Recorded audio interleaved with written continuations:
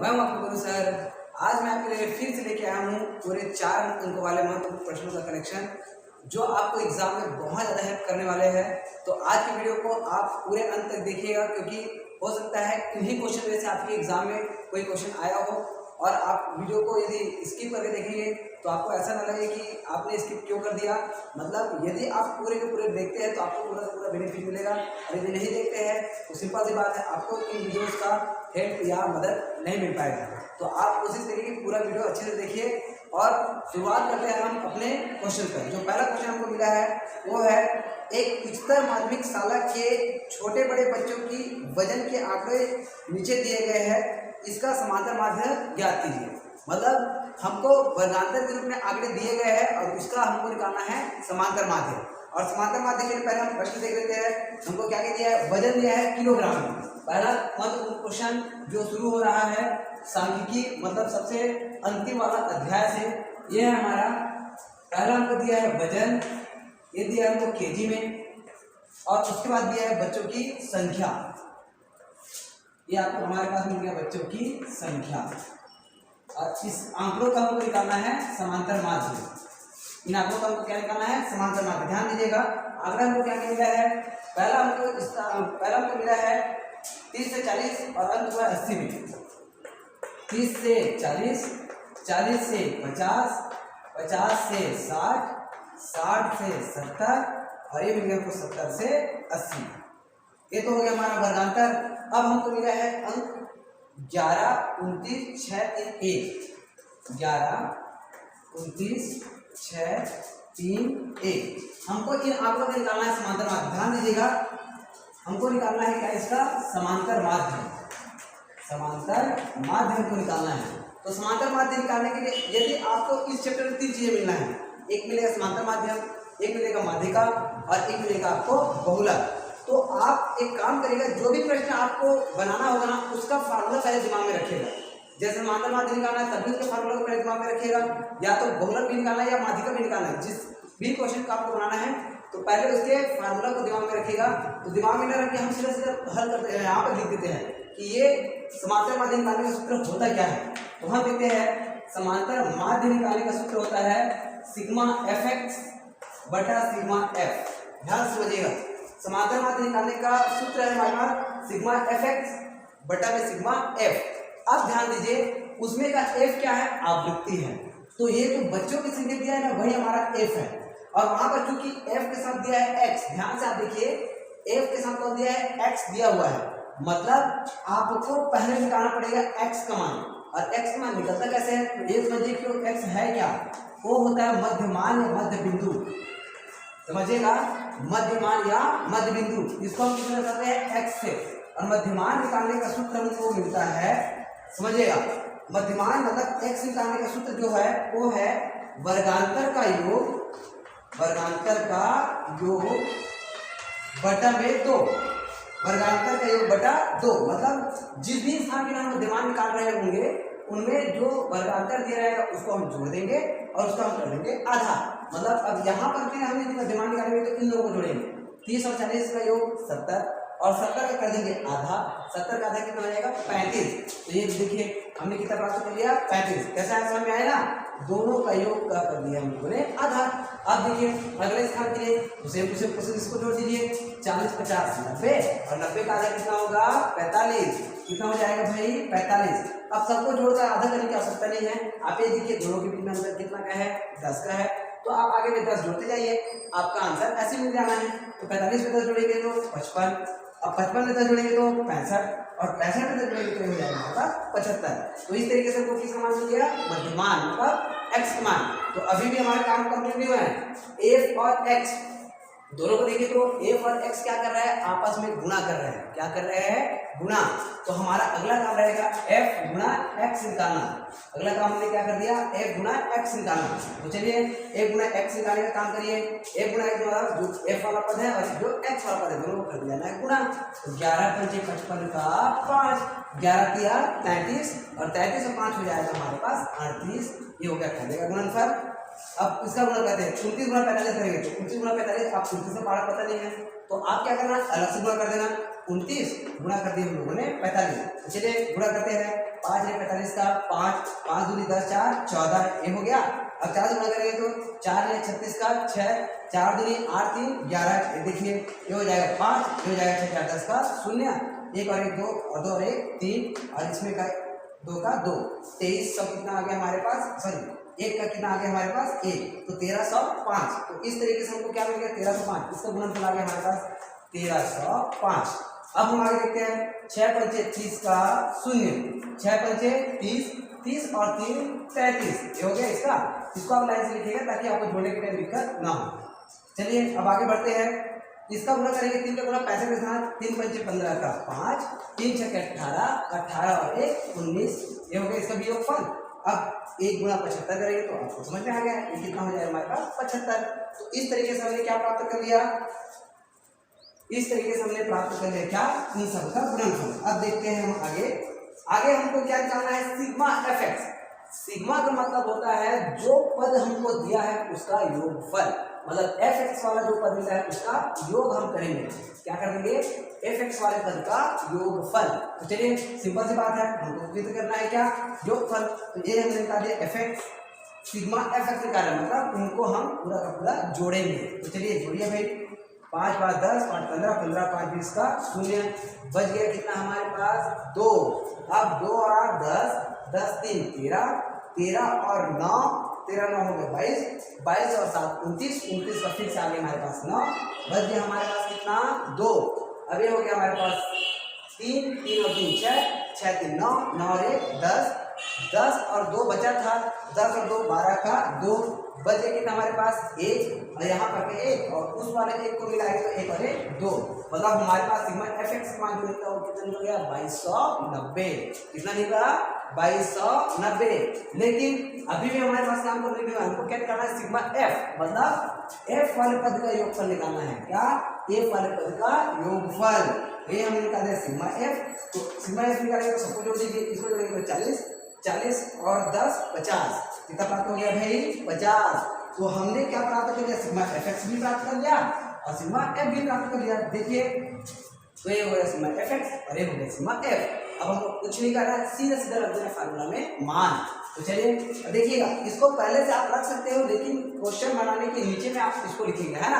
मैं बगल में लिखा हूँ, आपको बगल में लिखना नहीं है, आप जो क्वेश्चन बनाए रहेंगे उसके नीचे में आप लिखेंगे इसको। तो चलिए आगे बढ़ते हैं, सिर्फ मान रखना है। इसका मान हमको मिला है 2290 बटा, और इसका मान हमको मिला है देखिए 50, कितना 50, तो ये हमने निकाल दिया 50 और 0 से 0 हमने काट दिया। अब हम ध्यान से घटाएंगे, 5 और 20 का 0, 5 और 20, ये आ गया हमारे पास 4, इसमें बचा है 20, तो बचा कितना 2, ये हो गया 29, तो 5 पंचे 25, अब इसमें कितना बच गया हमारे पास 4, तो जाएगा नहीं तो हमने लगा दिया दशमलव, तो 4 क्या बन गया 40।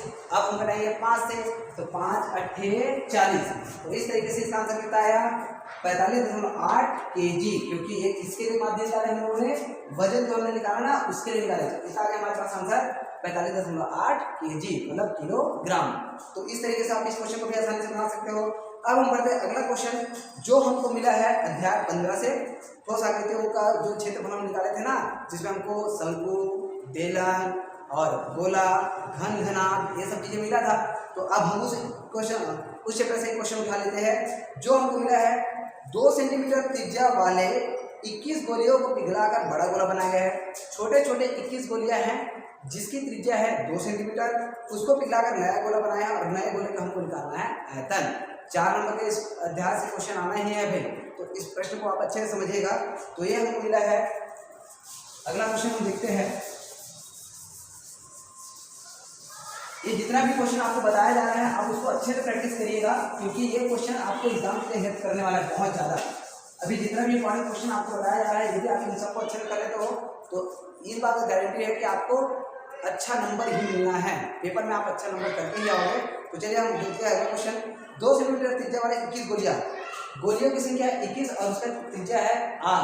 त्रिज्या हम क्या मानेंगे, r का मान 2 सेंटीमीटर। तो चलिए माना नहीं, सीधा छोटे गोली की त्रिज्या, छोटे गोलियों की त्रिज्या, गोलियों की त्रिज्या। अब यहाँ पर छोटे गोले से बड़ा गोला बनाना मतलब 2 बार त्रिज्या मिलना है, और 2 बार त्रिज्या मिलना है मतलब एक छोटा आर मान लीजिएगा और एक बड़ा आर मान लीजिएगा, या तो एक को R1 मान लीजिएगा, एक को R2 मान लीजिएगा, मतलब दोनों को एक जैसे मत करिएगा, है ना। तो एक छोटे गोले की त्रिज्या मैंने छोटा आर मान लिया, छोटा आर बराबर हो गया है 2 सेंटीमीटर। अब छोटे गोलियों की संख्या, छोटे गोलियों की संख्या, छोटे गोलियों की संख्या, इसको हम दर्शाते हैं n से, और n का मान मिला हमको 21। छोटे गोलियों की संख्या हमको कितना मिल गया 21, और इससे हमने बनाया है बड़ा गोला। माना बड़े गोले की त्रिज्या, बड़े गोले की त्रिज्या, बड़े गोले की त्रिज्या को हम मान लिए बड़ा, क्योंकि छोटे गोले की त्रिज्या हमें छोटा माना है, तो बड़े गोले की त्रिज्या क्या मान लिए बड़ा। अब हमको पता है कि छोटे छोटे गोले से बड़ा गोला बनाया है, मतलब सिंपल सी बात है, यदि किसी भी चीज से हम दूसरा चीज बना रहे हैं, कोई भी वस्तु है उनसे हम यदि दूसरा वस्तु बना रहे हैं, मतलब सिंपल सी बात ये रहेगा कि पहले वस्तु का आयतन और दूसरे वस्तु का आयतन दोनों आपस में हो जाएगा बराबर। ध्यान समझिएगा, यदि हम किसी एक वस्तु से दूसरा वस्तु बना रहे होते हैं तो पहले वस्तु का आयतन और दूसरे वस्तु का आयतन दोनों आपस में होता है बराबर। तो हमने छोटे छोटे गोलियों से क्या बनाया है बड़ा गोला, मतलब बड़े गोले का आयतन होगा छोटे गोले के आयतन के बराबर, क्योंकि छोटे छोटे गोलियों से, छोटे छोटे गोलियों से बड़ा गोले बनाए हैं, गोलियों से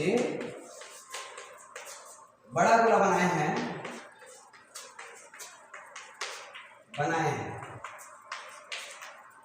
तो छोटे गोलियों का आयतन कह सकते हैं बड़े गोले का आयतन बराबर n गुना छोटे गोलियों का आयतन।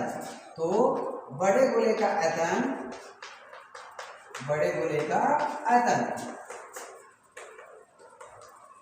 बराबर n गुना छोटे गोलियों का आयतन, छोटे गोलियों का आयतन।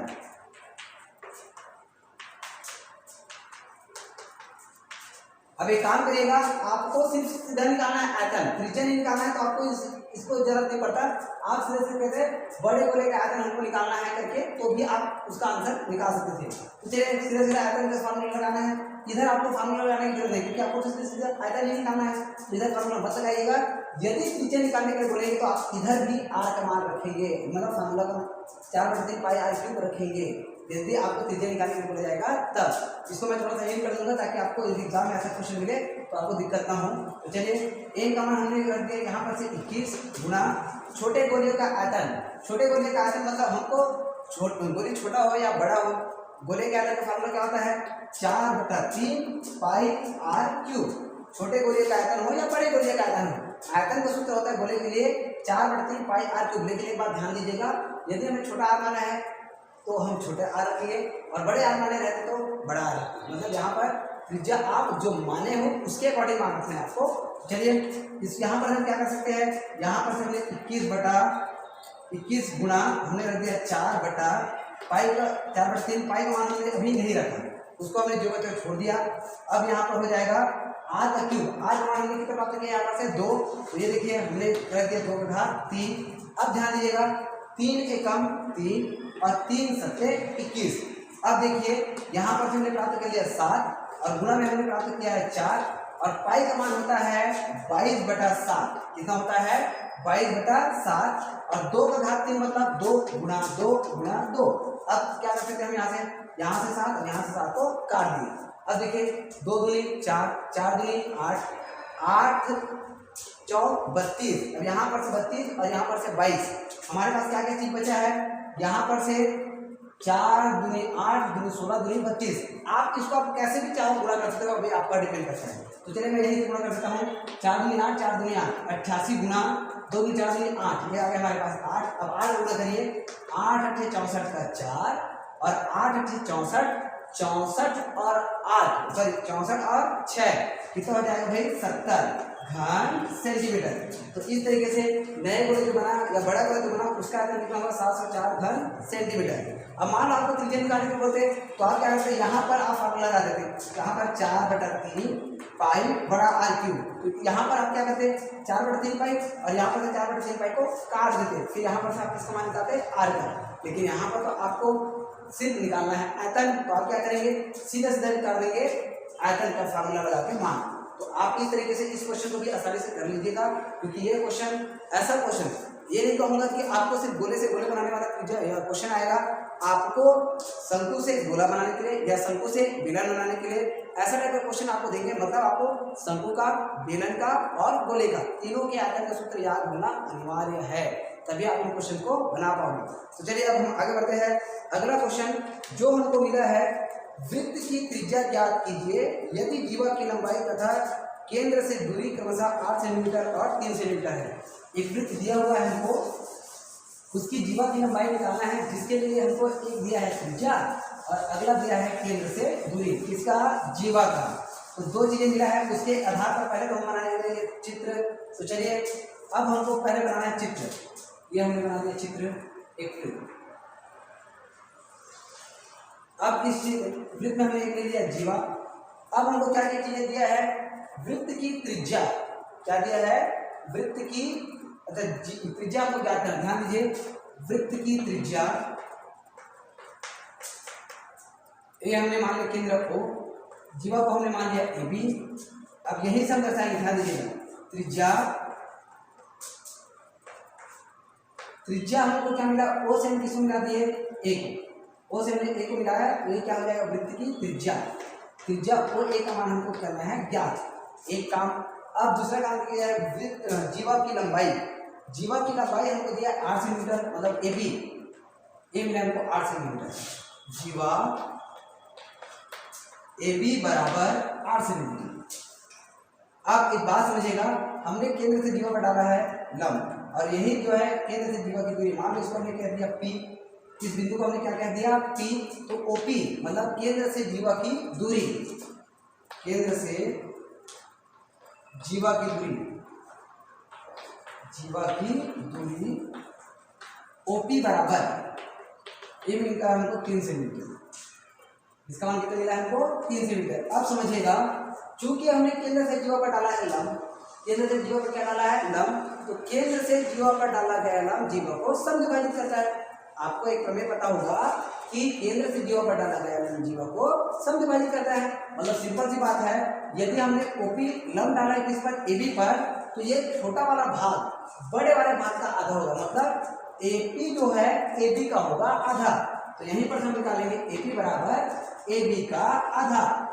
तो AB हमको मिला है 8, ये हमने निकाल दिया 8 बटा AB का मान निकालना ना, AB बटा 2, मतलब 8 बटा 2 बराबर आ जाएगा हमारे पास 4 सेंटीमीटर। अब हमको क्या समझ आया, इस AP का मान मिल गया 4 सेंटीमीटर, OP का मान मिल गया 3 सेंटीमीटर। अब इस त्रिभुज में हमको करना है इंटर, और उसमें हम लगा देंगे पाइथागोरस प्रमेय। कौन से त्रिभुज में इंटर करके, OPA में, किसमें भाई, OPA में। तो हम चलिए इंटर करते हैं त्रिभुज OPA में, इसमें हम लगाएंगे क्या, पाइथागोरस प्रमेय। तो चलिए पाइथागोरस प्रमेय तो सबको पता होगा, ये होता है कर्ण का वर्ग बराबर लंब का वर्ग धन आधार का वर्ग।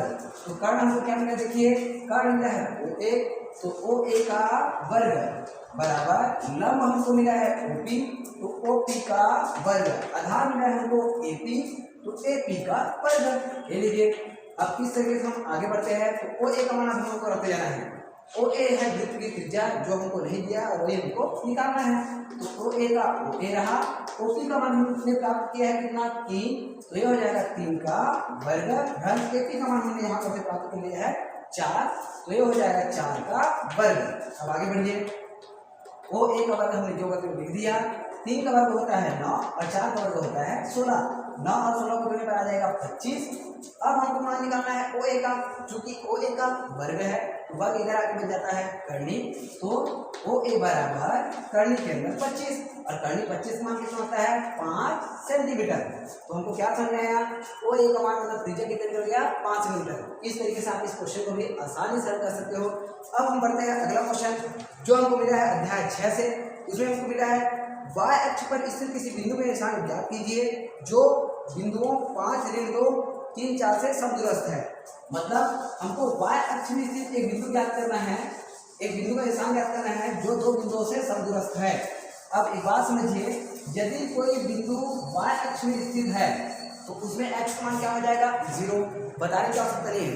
यदि कोई बिंदु y अक्ष में स्थित है तो उसमें x मान 0। यदि कोई बिंदु x अक्ष में स्थित है तो y का मान 0। तो यहाँ पर बिंदु कौन से अक्ष में स्थित है? y अक्ष में, मतलब x मान 0 हो जाना है। तो मान लो वो बिंदु P है, समझिएगा, मान लो बिंदु P है जो कौन सा अक्ष में स्थित है? y अक्ष में। तो सिंपल सी बात, इसमें का एक मान हो जाएगा 0 और दूसरा मान हो जाएगा हमारे पास y। तो x का जो मान है उसको हमने रख दिया 0 क्योंकि y अक्ष में है, और y के मान को हमने y रख दिया। अन्य दो बिंदु हमको प्राप्त है, एक बिंदु हमने दर्शा दिया a और दूसरा बिंदु हमने दर्शा दिया b, और इसका निर्देशांक हमको मिला है 5 ऋण 2 3 4। इसका मान हमको मिला है 5 ऋण 2 और इसका मान मिला है 3 4।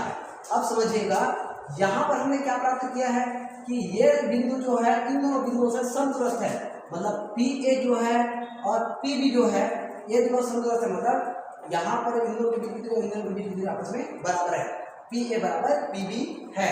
अब हमको PA के बीच की दूरी निकालना है और PB के बीच की दूरी निकालना है, x1 y1 x2 y2। तो पहले हम निकालेंगे PA के लिए, इसके लिए PA के लिए x1 बराबर 0 y1 बराबर y, x1 बराबर 0 और y1 बराबर y। अब यहाँ पर से हम क्या निकालेंगे? x2 y2। तो x2 का मान प्राप्त हो जाएगा हमको 5 और y2 का मान प्राप्त हो जाएगा हमको ऋण 2। क्या क्या समझ में आया? यहाँ P एक जब हमने मान निकाला तो x1 y1 x2 y2 का। अब हमने मान निकालेंगे किसके लिए? PB के लिए। ध्यान से समझिएगा, अब किसके लिए मान निकालेंगे? PB के लिए। अब देखिए थोड़ा दिमाग लगाइए, x1 y1 x2 y2। चलिए x1 का मान मिल गया हमको 0 और y1 का मान मिल गया हमको 5। अब x2 का मान यहाँ पर हमको प्राप्त हो जाएगा 3 और y2 का मान क्या प्राप्त हो जाएगा हमको 4। इस तरीके से हमने PA और PB का मान भी प्राप्त कर लिया। चूंकि P से A व B समदूरस्थ है, कैसा है? समदूरस्थ है, तो इन दोनों के बीच की दूरी मतलब PA बराबर है किसका? PB का।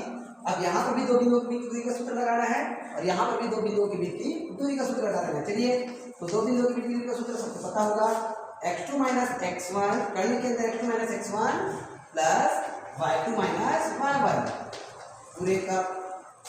पूरे में लगाएगा करनी। और अगला सेम टू सेम प्रोसेस भाई है ना, इसके लिए भी फॉर्मूला क्या लगाना है? करनी के अंदर x2 माइनस x1 पूरे का वर्ग प्लस y2 माइनस y1 पूरे का वर्ग। अभी इस तरीके से हमको दोनों साइड क्या दिखाई दे रहा है? करनी, तो यहाँ से करनी और यहाँ से करनी दोनों कट जाएगा। अब ये PA के लिए मान रखना है इधर और इधर PB के लिए मान रखना है। तो PA के लिए x1 x2 और x1 मान देखिए 5 ऋण 0। अब मान रखिएगा अच्छे से, है ना। चलिए ये हो गया हमारे पास x2 x1, इसके लिए PA के लिए 5 ऋण 0। तो ये हो जाएगा हमारे पास 5 ऋण 0 का वर्ग धन, यहाँ पर धन y2 माइनस y1 ऋण 2 ऋण y। ध्यान समझिएगा क्या मिला? ऋण 2 ऋण y पूरे का वर्ग बराबर सेम क्वेश्चन इधर लगाते हैं हम 3 ऋण 0 मतलब x2 माइनस x1। अब किसके लिए? PB के लिए। तो 3 ऋण 0 धन 3 ऋण 0 धन पहले लगेगा पूरे का वर्ग। अब यहाँ पर लग जाएगा धन y2 माइनस y1 मतलब 4 ऋण y धन 4 ऋण y पूरे का वर्ग। अब हम देखते हैं 5 में 0 घटाने पर आ जाएगा 5 और 5 का कर देंगे हम वर्ग। तो यहाँ पर आप क्या कर दिए? 5 का वर्ग। अब यहाँ पर आपको ज्यादा दिमाग लगाना है, a ऋण b पूरे का वर्ग का फॉर्मूला लगना है, समझिएगा। a ऋण b पूरे का वर्ग, लेकिन यहाँ पर a की जगह रखना है ऋण 2, a की जगह क्या रखना है? ऋण 2 और b की जगह रखना है सिर्फ y, क्योंकि माइनस b का वर्ग लग रहा है, मतलब a की जगह रखना है ऋण 2 और b की जगह रखना है सिर्फ y। तो a ऋण b पूरे का वर्ग मतलब a का वर्ग, a का वर्ग मतलब ऋण 2 का वर्ग। a की जगह में हमको क्या रखना है? ऋण 2 गुना फॉर्मूला का देखिए, फॉर्मूला ये है ना, a ऋण b पूरे का वर्ग बराबर में a का वर्ग ऋण 2ab धन b का वर्ग। तो a का वर्ग ऋण, ये फॉर्मूला का हो गया, ऋण 2 का 2 हो रहा है फॉर्मूला का, a का मान हमको क्या रखना है? ऋण 2। तो ये देखिए ऋण 2। अब b के लिए हमको क्या रखना है? बोले y, तो हमने रख दिया y धन b का वर्ग मतलब ऋण 2 का वर्ग। क्या हो जाएगा? ऋण 2 का वर्ग। तो ये हो गया हमारे पास ऋण 2 का वर्ग बराबर। अब देखिए यहाँ पर हम क्या 3 ऋण 0 पूरे का वर्ग लिखा है ना, तो 3 में 0 घटाएंगे तो क्या आएगा? 3 का वर्ग धन, यहाँ पर फिर से फॉर्मूला रहेगा ए का वर्ग ऋण 2 धन बी का वर्ग। अब यहाँ पर आपको सिर्फ रखना है 4, ऋण 4 मत कर दीजिए, यहाँ पर क्या रखना है 4, यहाँ पर ऋण था तो ऋण चिन्ह से लिखे, लेकिन यहाँ पर क्या रखना है सिर्फ 4। तो ए का वर्ग मतलब 4 का वर्ग ऋण 2 मतलब फॉर्मूला का 2 हो गया, ए का मतलब है मान है 4 और बी का मान है y, धन बी का वर्ग मतलब y का वर्ग, क्या हो जाएगा y का वर्ग। अब हम आगे बढ़ते हैं तो 5 का वर्ग हो जाएगा 25, धन ऋण 2 का वर्ग हो जाएगा 4, ऋण और ऋण ध्यान दीजिए यहाँ पर करें और यहाँ पर करें, ऋण मिला के धन 2 दूनी 4y, धन यहाँ पर बचा ऋण 2, अच्छा सॉरी ऋण 2 का वर्ग क्या है क्योंकि यहाँ पर तो y है ना, तो ये हो जाएगा y का वर्ग, तो ये हो जाएगा सीधा सीधा y का वर्ग। अब बढ़िए आगे, बराबर में 3 का वर्ग हो जाएगा हमारे पास 9, 3 का वर्ग कितना आ गया 9, धन 4 का वर्ग हो जाएगा हमारे पास 16, ऋण का ऋण रहा 2 चौक 8 y, 2 चौक 8 y, धन y का वर्ग। अब एक बात समझिए, y का वर्ग इधर प्लस हो जाएगा क्या हो जाएगा माइनस, आप क्या कर सकते हो सीधा y का वर्ग और y का वर्ग को काट सकते हो, कोई दिक्कत नहीं है, आप चाहो तो क्षमा भी कर सकते हो, उससे भी आपका आंसर आ जाएगा। चलिए अब आगे बढ़ते हैं, 25 और 4 मिला के 29 और यहाँ पर बचा है 4y बराबर, इन दोनों को करेंगे तो हो जाएगा 25, ऋण में बचा है हमारे पास 8y, 8 माइनस सीधा प्लस और 29 प्लस उधर जाके माइनस, इसको हमने कर दिया इधर और इसको हमने कर दिया उधर, तो क्या हो जाएगा भाई 4y, धन में बच जाएगा हमारे पास 8y, ये आगे माइनस से प्लस और ये प्लस उधर जाके क्या हो जाएगा माइनस, तो ये हो जाएगा बराबर में हमारे पास 25, ऋण में बचेगा हमारे पास 29। अब इन दोनों को जब हम जोड़ेंगे तो हमारे पास मान आ जाएगा 12y, 4 और 8 मिला के 12 बराबर में आ जाएगा ऋण 4।